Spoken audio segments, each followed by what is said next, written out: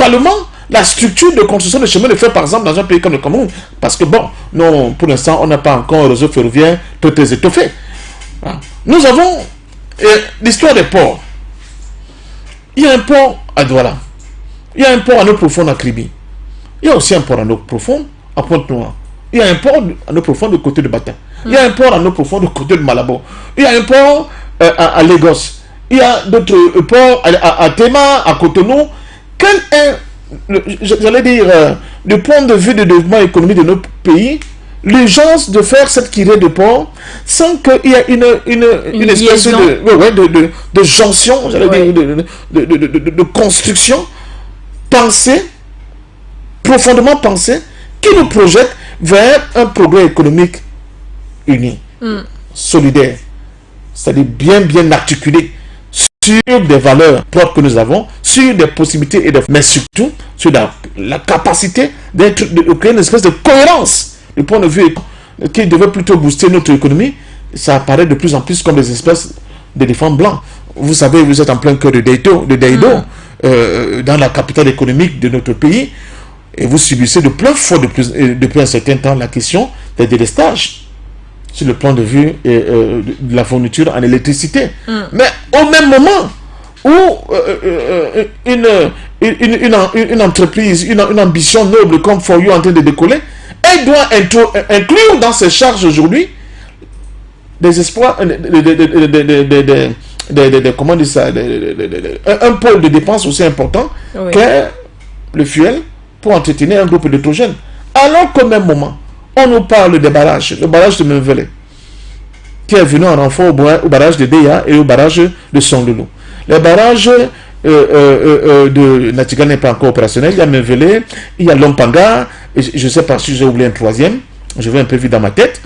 Et c'est au moment où on pensait qu'on devait commencer à sortir la tête de l'eau, qu'on replonge de manière brutale dans ces délestages. Je ne peux pas vous dire de coût économique.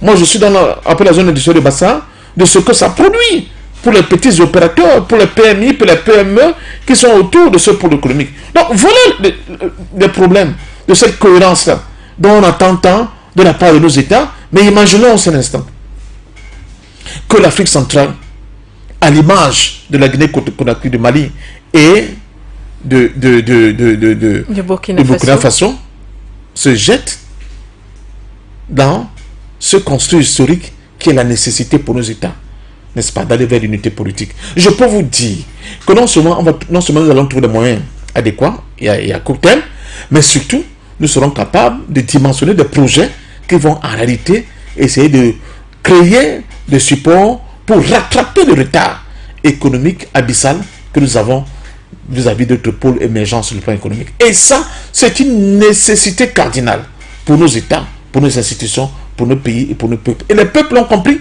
C'est pour ça qu'ils poussent. C'est pour cela qu'ils poussent. Quand vous voyez les déferlantes des manifestations, que ce soit à Ouaga, que ce soit au Mali, à Bamako ou bien à Conakry, ça doit vous parler. Ça doit vous parler. Donc, les gens qui sont étonnés sur le plan international, parce qu'ils ont encore des œillères, ils ne veulent pas voir le monde avec les yeux de la vérité. Ils voient le monde avec ce que leur espèce de boîte noire, n'est-ce pas, formatée, a toujours vu le monde. Ça, c'est dépassé. C'est fini, ça. C'est pour ça que je suis convaincu que l'Union africaine ne pourra pas rester dans ce même paradigme que celui du président sortant Macky Sall. Dans cette même inflexibilité. C'est pas possible. Il y a beaucoup de choses qui se sont produites. Il y a des curseurs qui ont bougé. Il y a des dynamiques, il y a des lames de fond qui traversent notre continent et qui ne peuvent pas laisser indifférents ces décideurs sur le plan continental. Et ces trois pays souverains qui continuent de lutter pour leur souveraineté ont prouvé qu'ils sont capables de mener à bien leurs différentes transitions et qu'ils respectent tout simplement leur cahier de charge, si on peut appeler ça un cahier de charge du côté de l'Union africaine. Mais pour parler peut-être sur le plan économique et du développement, on peut considérer ces trois pays comme une sorte d'axe qui pourrait apporter un financement dans divers domaines, des développements particuliers au sein de l'Union africaine. Ce sont définitivement des pays qui formeraient un axe très important, plutôt très stratégique finalement pour l'Union africaine, et le nouveau pouvoir comorien gagnerait plus à le comprendre qu'autre chose. Mais d'abord, il faut qu'on revienne à une certaine réalité. Le président de l'Union africaine, ce n'est pas lui qui décide en tant que président. Oui. C'est l'ensemble des Voilà. pays, en tout cas. Mais il a, du point de vue de la diplomatie, il peut produire des rapports qui vont dans le sens d'un assouplissement. Ce qui est déterminant là, je viens de vous l'expliquer, ça va être sur le plan holistique de l'ensemble des pays membres. L'attitude et le regard qu'ils ont vis-à-vis de ces évolutions. Et moi, je suis optimiste. Parce que je suis convaincu que leurs regards ont changé. Au vu des différentes crises, au vu des différents événements qui se sont produits au sein de Ils ont notre arrêté continent. de les voir comme des sous-présidents, Oui, des oui. hommes en tenue uniquement, Non. mais aujourd'hui, c'est comment on peut appeler ça, des leaders, si on peut le dire. Mais les voix fortes de notre continent, Oui. la plupart sont passées par ces coups d'État progressistes, si vous voulez appeler ainsi. Comprenez? Le grand Nasser en Égypte, le père de la nationalisation du canal de Suez, c'était un militaire qui a fait un coup d'État général. Le colonel Kadhafi, qui a chassé le roi Idriss en Libye, et le roi Idriss, lui, c'était un osseur qui passait le temps à aller s'encanailler avec les petits Siciliens sur les côtes siciliennes. Il a fallu un Kadhafi pour remettre la Libye là où elle a été avant qu'elle ne soit détruite par les forces de l'OTAN et M. Sarkozy, ce criminel de guerre-là. Je peux continuer. Thomas Sankara, c'est lui qui redonne la dignité, n'est-ce pas, au Burkina Faso qui était avant Haute-Volta. Il change d'ailleurs de nom. On n'est plus à Haute-Volta, nous sommes le Burkina Faso, le pays des hommes intègres.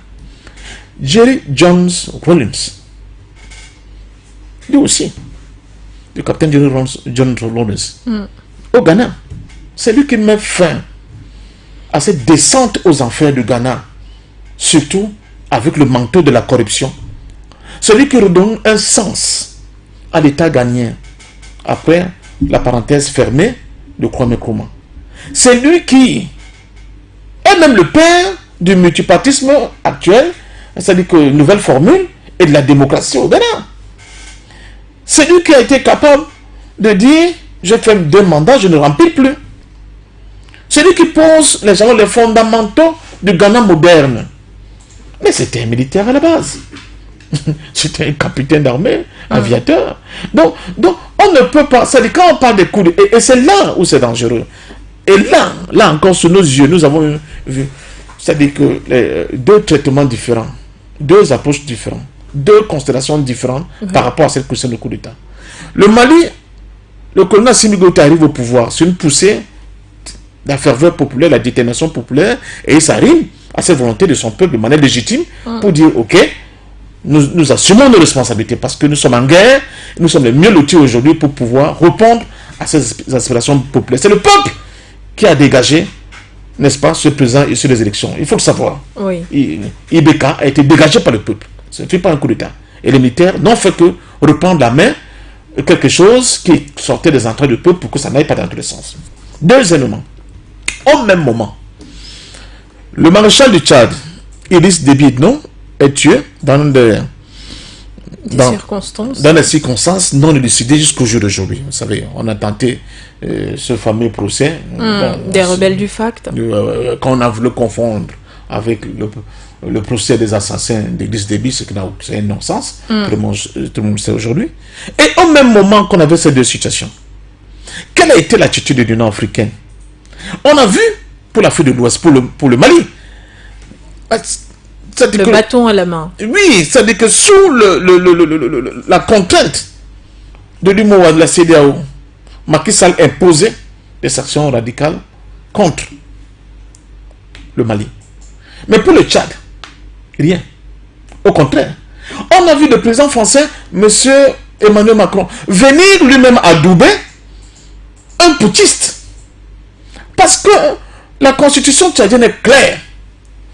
En cas de vacances du pouvoir, par la voie naturelle ou bien par une démission, c'était le président de l'Assemblée nationale qui devait assumer l'intérim. Non. On a dit, il est disponible, il ne veut pas de pouvoir, mais Mohamed Idriss Déby, non. on a beau regarder dans l'architecture institutionnelle du Tchad, nulle part. Il n'avait aucune place. C'est lui qui prend le pouvoir. Et que dit la France? La France ne dit mot. Au contraire, elle traite les uns de la dictature de la junte malienne. Et au Tchad, on parle de groupement de transition tchadien. Les Africains regardent. À moins que vous pensez que nous sommes des imbéciles, des niais, des gens qui n'ont pas la capacité de raisonner et de comprendre des enjeux. Et c'est ce que j'appelle la cécité occidentale. Quand on crée ça ici et là, on parle de sentiments anti-français, mais quand on voit ça, on se dit, mais là, il y a quelque chose qui cloche. Il y a tromperie sur la marchandise. Donc, tous ces éléments-là, mis sur la balance, ont poussé, et sinon on peut réfléchir comme ça, nous qui sommes les observateurs, n'est-ce pas, de la géopolitique africaine, à plus forte raison, ceux qui sont aux affaires. Que pensez-vous que la diplomatie nigérienne peut produire, algérienne peut produire comme raisonnement dans cette affaire? Sud-africaine, angolaise, éthiopienne, ils vont produire quoi comme vue, comme perception de tous ces problèmes-là. Ils comprennent très bien que là, il y a quelque chose qui ne tourne pas rond. Il y a une vérité qu'on ne dit pas. Et l'application mécanique, justement, des statuts de l'Union africaine ne peut plus être valable dans le contexte des réalités que je viens de décrire, et qui montrent évidemment qu'il y a eu quelque chose. Et il y a la balance qui n'a pas été équitable. Oui. Et pourquoi dans de 2 poids 2 mesures? Ça veut dire qu'on nous cache quelque chose. Ça veut dire qu'il y a... quand il s'agit des gens qui ne vont plus en droite ligne de leur pensée, de leur vision, de cap qu'ils ont tracé, ils sont brocadés de moutons noirs. Et tous les médias corrupts, faits comme tels, ces peuples, ces États et ces dirigeants. Mais quand c'est eux qui sont à la manœuvre, c'est eux qui adoubent, c'est eux qui créent, c'est eux qui organisent, c'est eux qui mettent en place. Vous voyez comment les langues font des efforts de contourner de problèmes dans une danse de tcha-tcha-tcha qui ne dit pas son nom et qui finalement a abouti à fermer les yeux sur quelque chose qu'ils ont condamné pas très longtemps à côté de nous.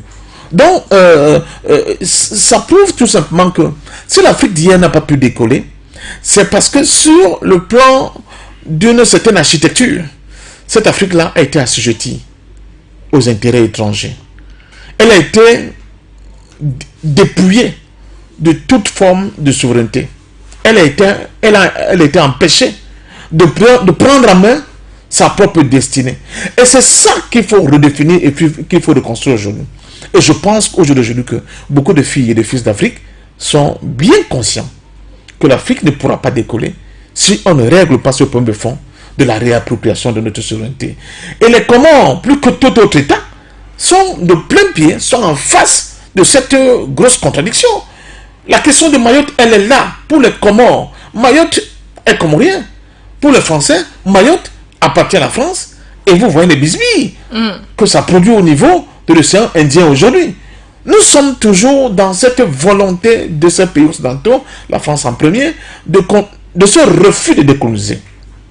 Sur le plan économique, sur le plan culturel, sur le plan social, sur le plan politique. De continuer à traiter les Africains comme de grands enfants.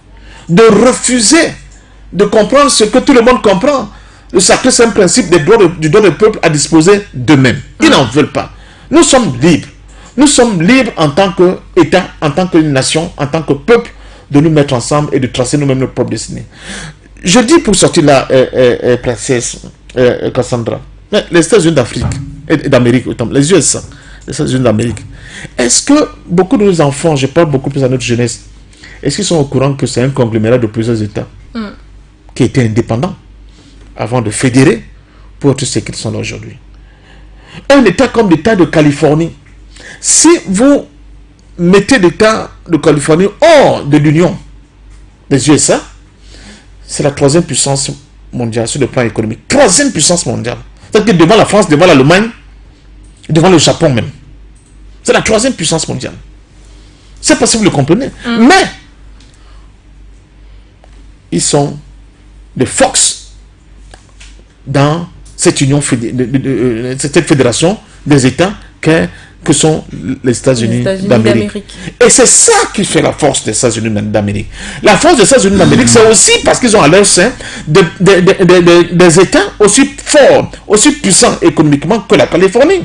D'où vient-il donc que l'Afrique ne puisse pas se bonifier de cette expérience, d'une architecture de ce niveau? Si nous sommes en Afrique puissants, cela ne veut dire pas que tous les pays africains auront, les États africains auront le même niveau de puissance sur le plan économique, culturel, je ne sais pas quoi. Mais cela veut dire que on va comprendre que c'est ensemble que nous sommes forts. C'est ensemble que nous serons respectés. Mais si nous formons les États-Unis d'Afrique, la question de visa, par exemple, où je vois les gens s'aligner souvent s'y faire des heures pour obtenir un visa, il y aura des réciprocités.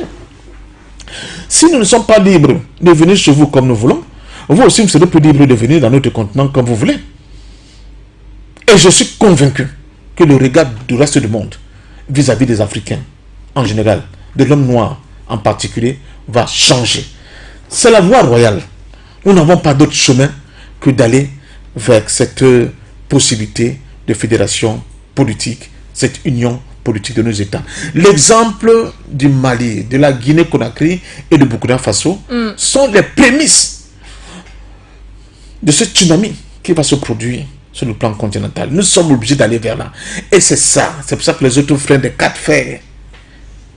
Ils freinent des quatre fers. Ils ne veulent pas du tout qu'on aille vers cette réalité-là. Parce qu'ils comprennent qu'en allant dans cette réalité, on va résoudre beaucoup de problèmes. Ce serait en une commençant grande par les victoire. questions de misère. Et c'est, pour moi, quand j'en ai fait un chemin de bataille, les gens me disaient, oui, mais ça va pas être possible parce qu'il y a toujours des traites. Il y aura beaucoup de traites toujours. Mais je leur dis, comme le Nîmes le disait, le problème, ce n'est pas de dire qu'on va tout faire pour qu'il n'y ait pas des infiltrations, des traites chez nous. L'autre problème, c'est qu'il faut qu'on ait la capacité d'infiltrer aussi l'ennemi pour l'affaiblir. Le risque zéro n'existe pas dans ces histoires d'endocolonat. C'est pas possible. C'est pas possible. Même dans la guerre qui existe là, vous allez voir plus tard, les gens nous le diront, les historiens, vous allez pouvoir que du côté de la Russie, il y a encore des espions, des gens qui ont été retournés, qui travaillent pour les Américains, et du côté des Américains, vice-versa. Il n'y a pas que les ballons qui renseignent. Un clin d'œil au ballon chinois. Le ballon espion. Le ballon espion chinois, il n'y a pas que les ballons qui renseignent, il y a aussi le renseignement humain.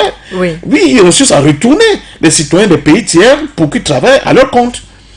Mais donc ça, on ne peut pas dire tant qu'on n'a pas fait disparaître tous les gens qui sont de la cabine de Ouattara, on n'ira pas vers l'union. Faux. Il faut commencer et je pense que ce qui se fait aujourd'hui est très intéressant. Merci Patient Parfendum. On sort définitivement de cet échange.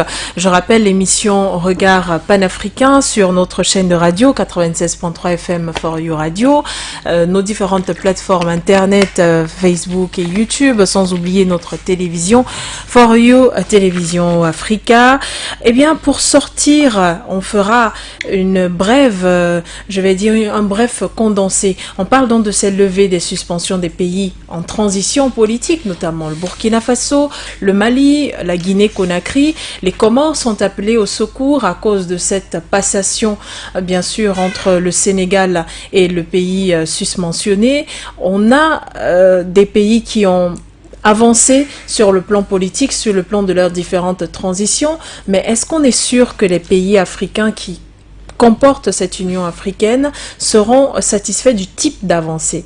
Parce qu'au-delà de tout cela, quand on fait un bilan des différentes transitions, on a ce détachement d'avec l'ancien colon, que ce soit au Mali ou au Burkina Faso, et quand même, on le voit aussi du côté de Conakry, les pays africains sont peut-être au sein de l'Union africaine, mais ils n'épousent pas tous la même vision politique, la même façon de voir les choses. En termes même de partenariat, ce n'est pas toujours la même chose. Alors, ces trois pays, cet axe formé entre ces trois pays, peut-il réellement compter sur les pays africains au sein de l'Union africaine?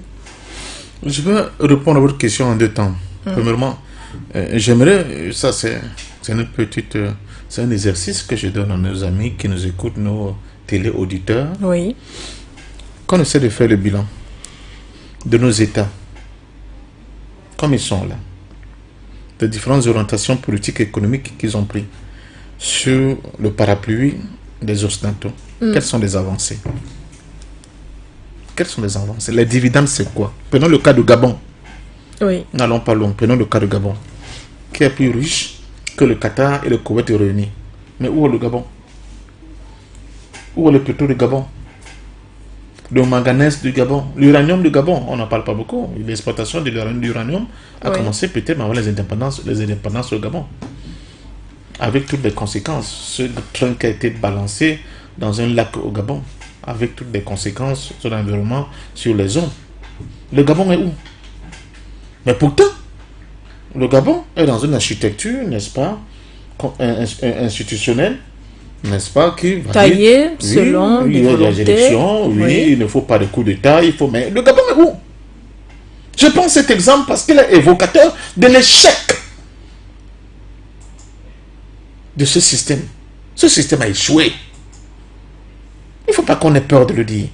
Ce système, avec ses statuts, ses ordonnances, ses visées, cette architecture économique, les plans d'ajustement structurel, le gendarme de FMI, la Banque mondiale, qui vient regarder, n'est-ce pas, si nos plans économiques correspondent, n'est-ce pas, à leur vision. Le club de Paris, le club de Rome, n'est-ce pas, les relations multilatérales avec tous ces gros bailleurs de fonds.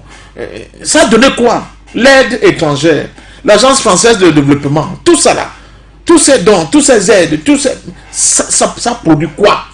Le Gabon, c'est moins de 3 millions d'habitants, avec un pays qui est plus grand que la Belgique. C'est quoi? Tout ce que je ne parle pas de la forêt, je ne parle pas des choses comme l'or, le diamant et tout ça. Mais c'est quoi le Gabon? Le Gabon était la propriété de Delphes, avant que le géant Elf soit avalé par la petite grenouille qu'on appelait Total, qui par un coup de bâton magique qu'on ne comprend pas aujourd'hui. Un pétrole gabonais qui était produit et où les gens font des arrangements parce qu'ils disent qu'on a beaucoup investi dans la recherche, dans les appels d'exploration, dans l'exploitation, dans la commercialisation. Donc le pétrole qui sort de votre sous-sol, ils prennent 90%, ils vous laissent 10%. Et dans ces 10%, dans la mafia, ils concèdent peut-être quelque chose comme 5 à 6% au chef d'État en place. Et le reste pour le pays. Comment vous voulez que les choses comme ça avancent? Comment? Au même moment, les femmes continuent de mourir en couche au Gabon. Il n'y a pas assez d'hôpitaux pour que les femmes donnent naissance aux jeunes Gabonais, aux futurs Gabonais, dans des conditions décentes. Le chômage. Il n'y a pas d'infrastructure. Le pont qui relie, je crois, Port-Gentil à une autre ville qui m'échappe, 9,5 km. Il a été construit par les Chinois qui viennent d'arriver. Alors que les Français sont là. Ça fait plus de 100 ans. Donc, quand on parle, nos agrégés en agrégation de nos universités, ils vont nous expliquer que non, vous avez violé la loi, vous avez violé la Constitution, les mécanismes de quoi? C'est ça le problème de fond qu'on ne veut pas faire croire aux Africains. Parce qu'après, comme on le dit, la charte de l'Union africaine dit que les statuts disent que quel statut? Sur quel fondement? C'est à partir de ce moment-là que les ministres des Affaires étrangères de cet axe-là parlent de mécanisme. Oui. Être un peu trop mécanique. Oui, non, donc au-delà d'être trop mécanique, ils ne tiennent pas compte de l'évolution, de la dynamique des sociétés. Il faut retoquer ces tests-là. Il faut, et ça c'est un rapport de force. Oui. Et vous contribuez sans le savoir à muscler ce nouveau paradigme de ce rapport de force. Parce qu'ils savent aujourd'hui, les prééminences institutionnelles et diplomatiques africaines, même dans les pays les plus dominés, se rendent bien compte aujourd'hui que cette architecture-là ne peut plus tenir debout. Les peuples ont d'autres envies, ils ont d'autres ambitions. On ne peut pas continuer à les maintenir dans ce carcan complètement suranné et dépassé. C'est pour cela qu'il faudra automatiquement, princesse Cassandra, accepter ces nouvelles évolutions. Ce qui se passe entre ces trois pays, c'est en fait de nouvelles évolutions qui vont progressivement s'imposer à l'ensemble de notre continent. C'est la voie royale, on n'a pas de choix. Le retour en arrière n'est pas possible. D'autant plus que je l'ai dit à quelque chose de malheureux. Bon, la question de la sécurité dans la bande sahélo-sahélienne est un enjeu vital pour la survie même de ces États. Et ces États se rendent compte que s'ils ne mutualisent pas leurs forces, ils ne vont pas venir à bout de cette tigre-là. Le pays je peux prendre le combat contre Boko Haram. Si la force mixte là, Tchad, Cameroun, Niger et Nigeria, ne s'étaient pas mis ensemble, Boko Haram serait encore en train de... Peut-être qu'on aurait dépecé un certain nombre de nos États. Mais on a vu les militaires camerounais aller se battre dans la forêt de Sambisa au Nigeria pour détruire les bases arrières de Boko Haram. C'est ça qui a affaibli Boko Haram. Cet exemple seulement nous donne à penser et à voir que c'est quand on est unique qu'on est fort. Le Niger seul n'a pas pu. Oui. Il a fallu qu'il y ait cette mutualisation et du renseignement et des forces, qu'il y a même la possibilité pour le Niger de donner l'autorisation de ce qu'on appelle le droit de poursuite aux armées de Tchad et de Cameroun pour rentrer sur son propre sol et pour combattre cette hydre-là. Donc, voilà, et les choses sont là. On n'a ni eu besoin ni des Américains, ni des Français, ni des Belges, ni des Allemands, ni de je ne sais pas quoi. Et nous arrivons à des résultats. C'est vrai, il y a encore des cellules qui continuent d'agir, mais elles sont plus ou moins résiduelles. Oui. Le gros du problème a été réglé. C'est la voie royale, on n'a pas le choix. Il faut qu'on se mette ensemble. Si nous avons donc pu avoir de succès sur cet exemple que je viens de dire, là, de donner là, imaginons donc sur le plan culturel, imaginons sur le plan économique, imaginons sur le plan des infrastructures, imaginons sur le plan d'autres domaines variés et multiples dans lesquels nous sommes terriblement encore en retard. Donc je crois en ce qui me concerne que vraiment le moment est arrivé. Je vois certains de nos États qui sont encore dépendants de l'aide. L'aide publique au développement. De la FAO, oui. Pour nourrir leur population. L'aide alimentaire de la FAO pour nourrir les populations. Dans les zones qui sont gâtées par la nature, où l'agriculture peut se faire de manière intensive et nourrir non seulement l'Afrique et le reste du monde. On demande à l'Afrique d'aller plaider auprès de Poutine pour libérer les bateaux à grains. Parce que sinon la famine va s'installer en Afrique. Quelle contradiction! Alors que nous avons les meilleures terres arabes. Plus de 60% des terres arabes dans le monde sont en Afrique. Vous voyez, c'est le type de contradiction. On a beau fermer les yeux des gens, on a beau nous obliger à continuer à conjuguer le verbe, parler au subjectif imparfait. La réalité, là, nous montre quand même qu'il y a d'autres voies à suivre, il y a d'autres démarches, n'est-ce pas, à opérer si nous voulons nous sortir de cette domination-là. Merci infiniment, parfait. Patient d'homme, d'avoir été l'invité de cette émission. Regard panafricain, ce fut un plaisir d'échanger avec vous dans le cadre de ce programme sur cette actualité qui met en évidence la levée des suspensions des pays en transition politique et les Comores appelés au secours par le trio des ministres des Affaires étrangères de ces différents pays, notamment le Burkina Faso, le Mali et puis la Guinée-Conakry. L'émission est donc parvenue à son terme. Je rappelle que vous nous regardiez et pourrez encore le faire sur nos plateformes internet et notre télévision For You Media Africa. Nous écouter aussi sur la 96.3 FM. Patient parfait d'homme, à la semaine prochaine. Je vous remercie pour cette invitation. J'espère, je suis optimiste, que la présidence comorienne va être quelque chose de nouveau pour notre continent. Il ne faut pas désespérer de notre continent. Nos pères fondateurs ont planté l'amour, la solidarité.